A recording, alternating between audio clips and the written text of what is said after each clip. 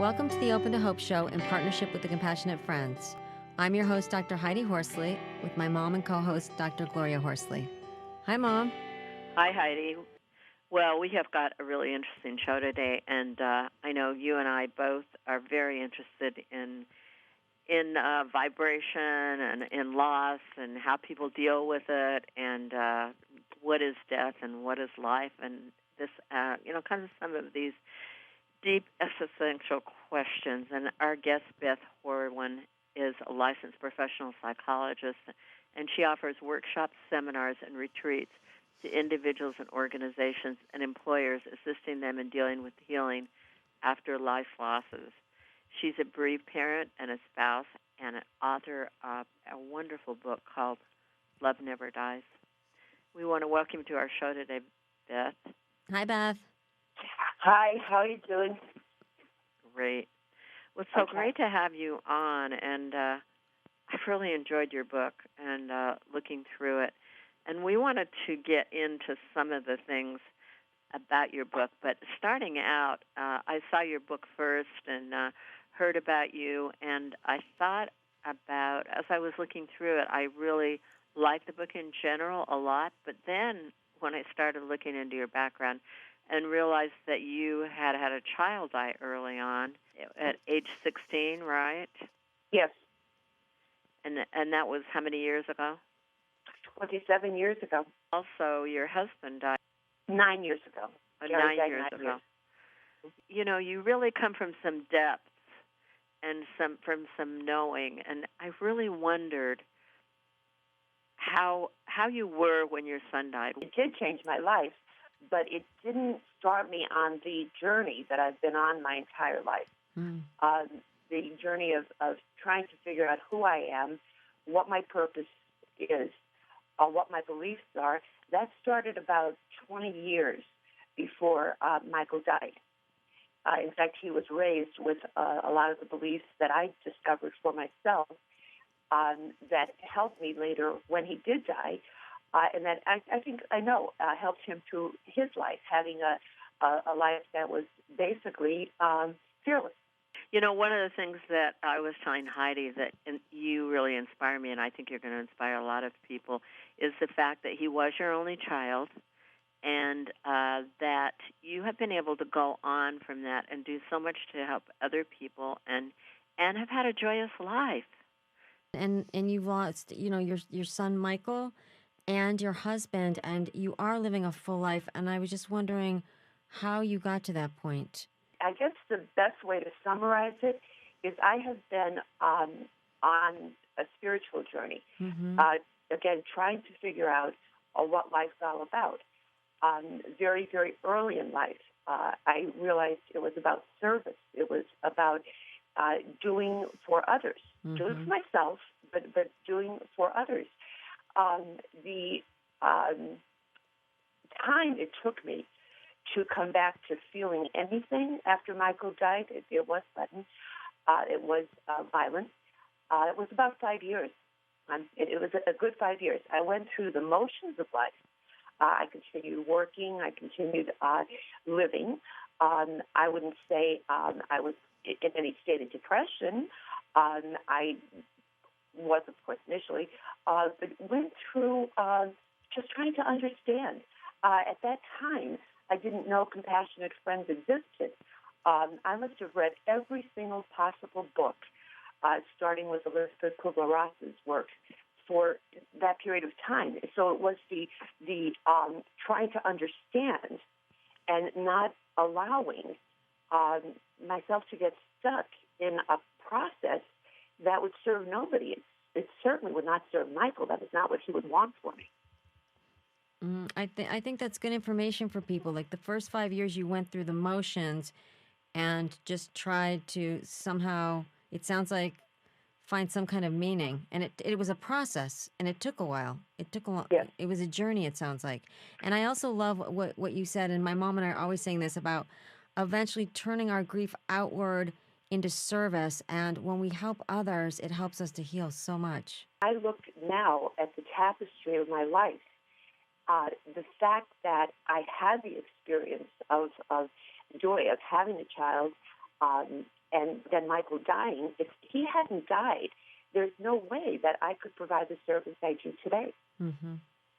Now, you had also an experience with Michael early on, the first year after you moved, and I wanted you to talk about that a little bit. That's in your book.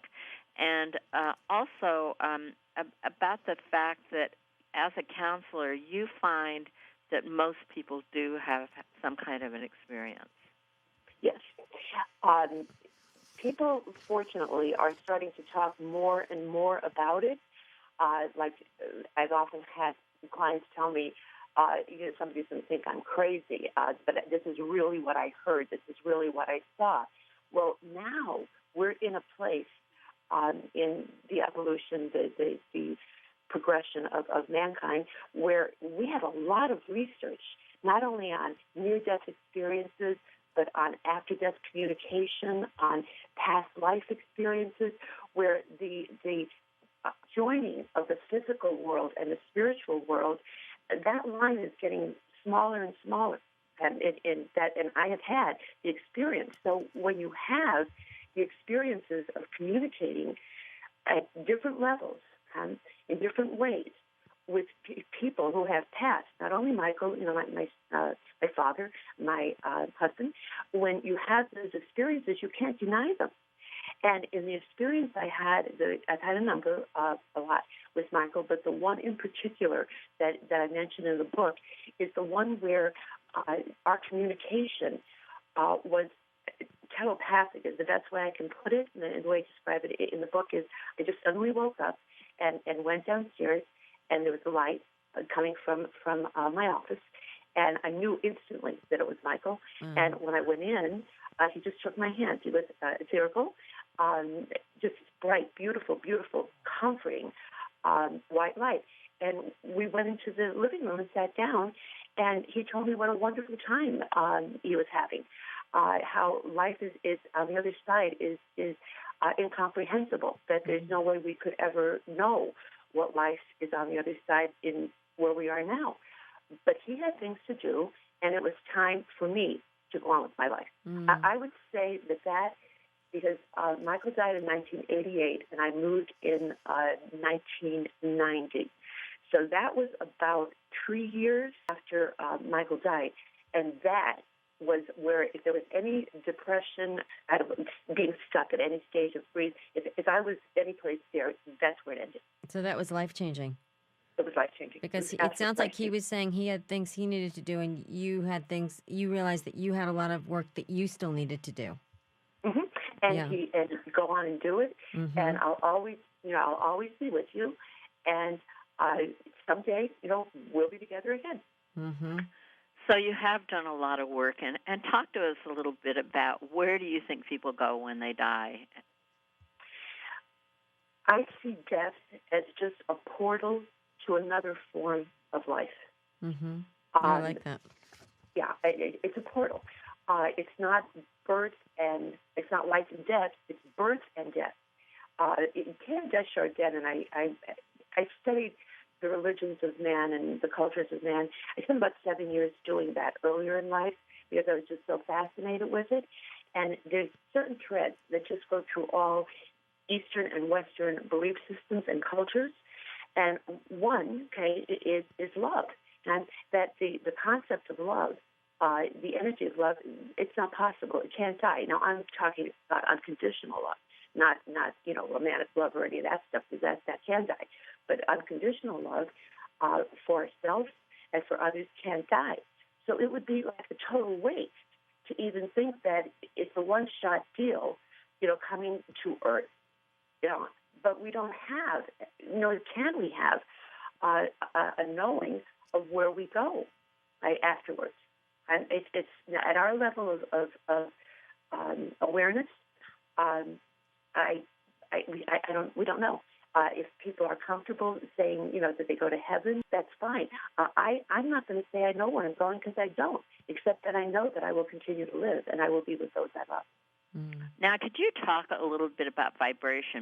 Gloria, that's huge, and it's one of the things I worked really, really hard with my clients, because besides grief counseling, I do cognitive behavioral counseling.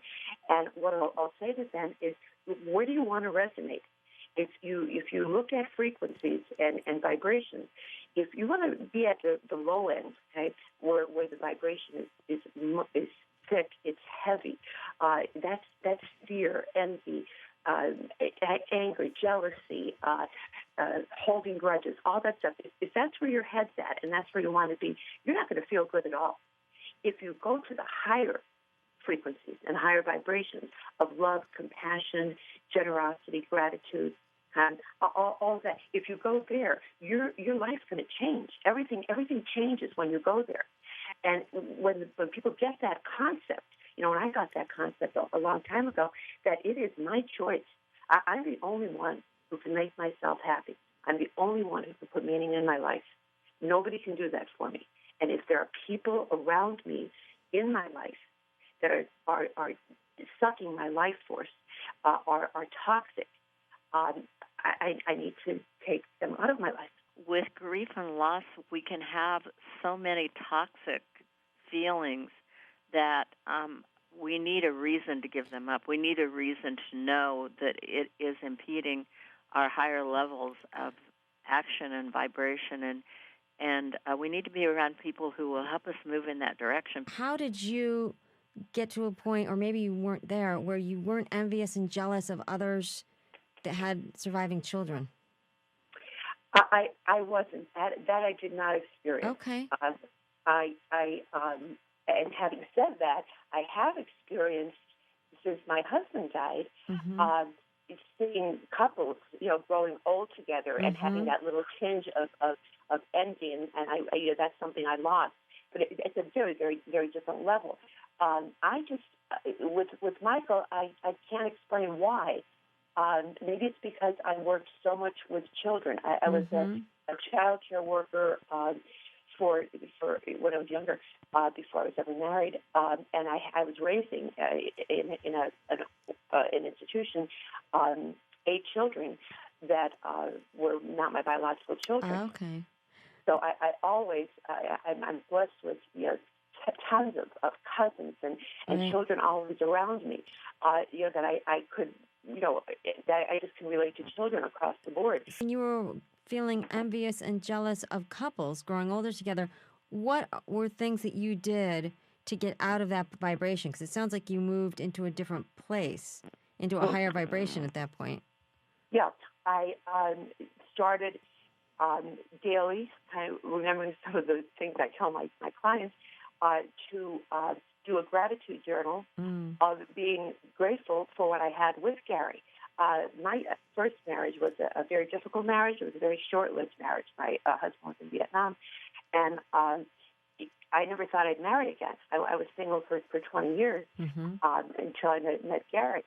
So when I did meet him, I had the fabulous experience of knowing that somebody had your back. It was a partnership. It was short-lived. It was only 12 years, but it was really great. So I turned around and took that again. It's the mind's the driver. It's what we create in our mind.